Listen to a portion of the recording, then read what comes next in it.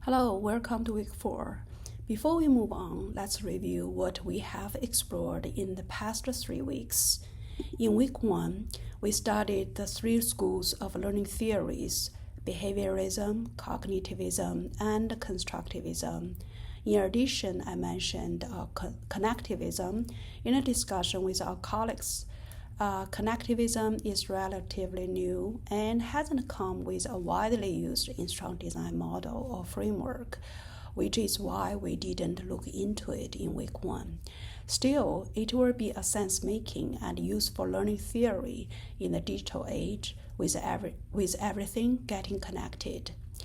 In week 1, we also studied several widely used instructional design models, including Eddie, Carey, and Dick, Robert Gagnon's 9 significant events of instruction, Merrill's first principles in instruction, and rapid e-learning. In week 2, we explored Wiggins and McTighe's backward design model alongside Bloom's taxonomy of cognitive learning.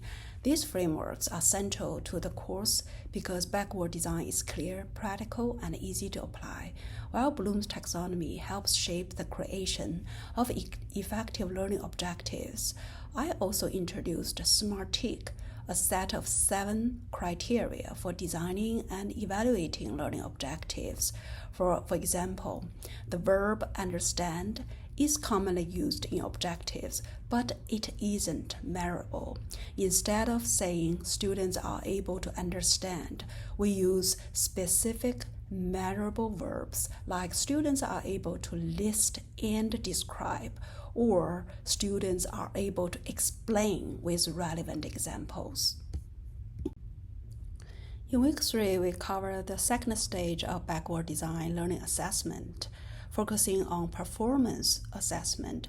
We also explored current digital tools for assessing learning.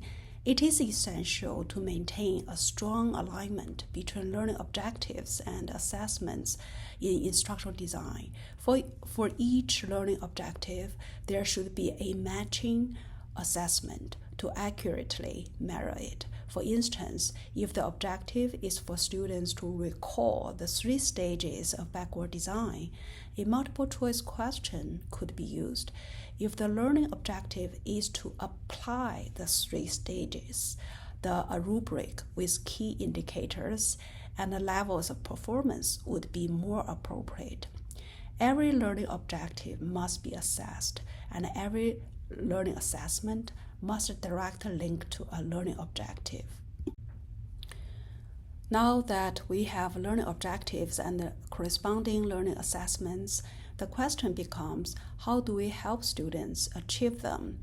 This week, we'll explore instructional strategies for active learning. 2 common frameworks in discussion of active learning are the cone of experience and the learning pyramid. Edgar Scale, an expert in audiovisual education, introduced the cone of experience in his 1964 book, Audiovisual Methods in Teaching. While this theory is not the focus of our course, consider to what extent it resonates with you. Dale's model doesn't focus on learning or memory, but rather on levels of abstraction, with words at the top, most abstract, and real-life experiences at the base, most concrete.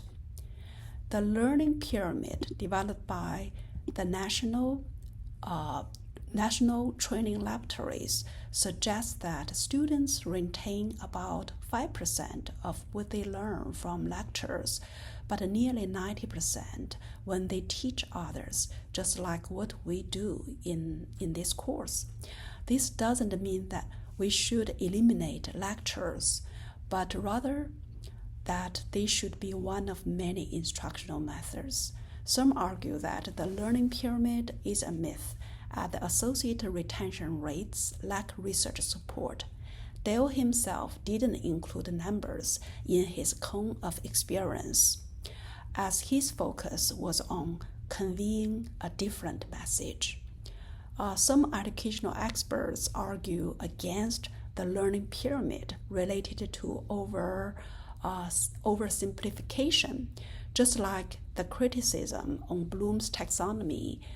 Despite all these criticisms, the learning pyramid remains useful for thinking about instructional strategies for active learning. There are many instructional strategies out there. This module introduces 7 instructional strategies that promote active learning. These strategies include inquiry-based learning, problem-based learning, project-based learning, personalized learning, experiential learning, flipped classroom learning, and design thinking. These are likely familiar names to you. For example, many people are aware of project-based learning, and we have been doing projects since pre-K. But what exactly does project-based learning entail? What are the essential components for successful project-based learning? It is impractical to become an expert on all these strategies in a one-week learning. Instead, choose a strategy that interests you, delve into it, and become an expert. This involves understanding the historical development, key figures, key events, essential components or processes of a strategy, pros and cons, the best context for using that strategy, and 1 or 2 exemplary uses. As you explore these instructional strategies, consider the differences between each, such as how inquiry-based learning differs from problem-based learning, how problem-based learning differs from project-based learning, how design thinking differs from personalized learning. Reflect on your significant aha moment in this week. Look forward to your sharing your research and thoughts with the class on instructional strategies for active learning this week.